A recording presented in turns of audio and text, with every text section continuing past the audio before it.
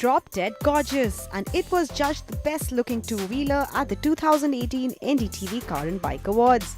Meet the Indian Scout Bobber. The cruiser, which shares the same basic platform of the Indian Scout, but it gets more appeal, more road presence, and is a guaranteed head-turner. The shiny chrome is almost non-existent on the Scout Bobber. The chopped fenders complete the bobbed look, and it is complemented by fatter rubber with block pattern. The single-pod instrument panel is new and lends a touch of premiumness. The tracker-style handbar is new, and the footpeg position has been changed as well.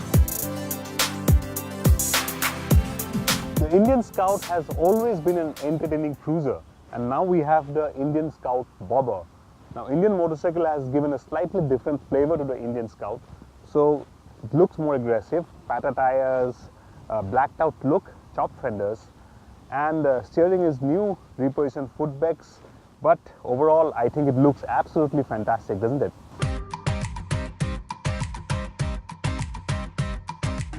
Swing a leg over the bike and the different riding position is immediately apparent.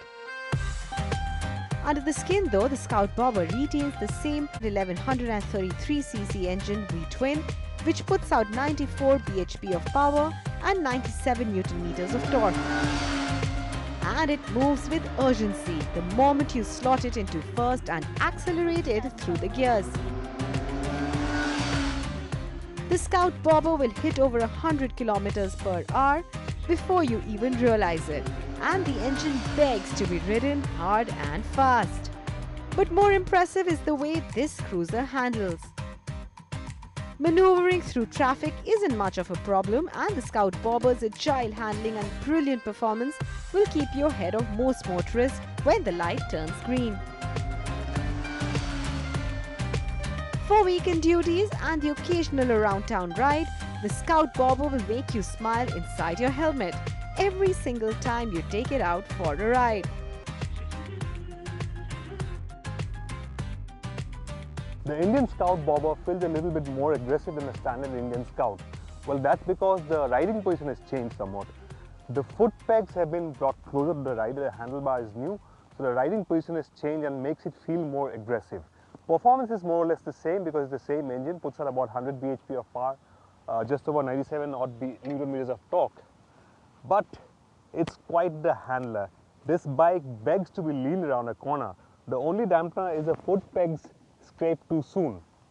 And the suspension, the seat's taller than the standard Scout, although the suspension has been lowered, but it's slightly on the stiffer side. As long as you're riding on nice, smooth tarmac, it's absolutely fine. But the moment the road gets rough, it becomes a little uncomfortable. Yes, the ride is taut and the bike feels planted, but you won't be very comfortable putting in long hours on the Scout Bobber's saddle. But for a jaunt around town or the occasional weekend ride, the Scout Bobber certainly makes for an entertaining companion. And to top it all, it looks absolutely stunning. I absolutely love the way the Indian Scout Bobber looks. It's a head turner for sure, and it packs enough performance really to make your weekend rides very enjoyable. Well, it's more of an around town bike, and it's perfect for the Sunday morning breakfast ride to a biker's cafe like this one here. And there's some things I don't like about this bike. If you're the kind of guy who goes on long rides, the horn is a little too weak, and the stiff suspension and handling may tire you out over a long day's ride. But that said, if I were to look for a cruiser in my garage, I would certainly keep the Indian Scout Bobber in my mind.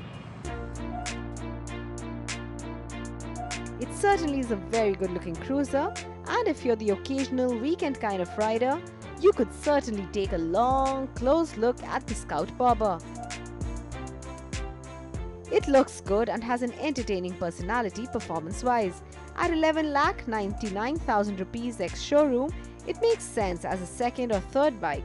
But for a daily ride or as your primary motorcycle, it lacks the practicality to make it a compelling buy.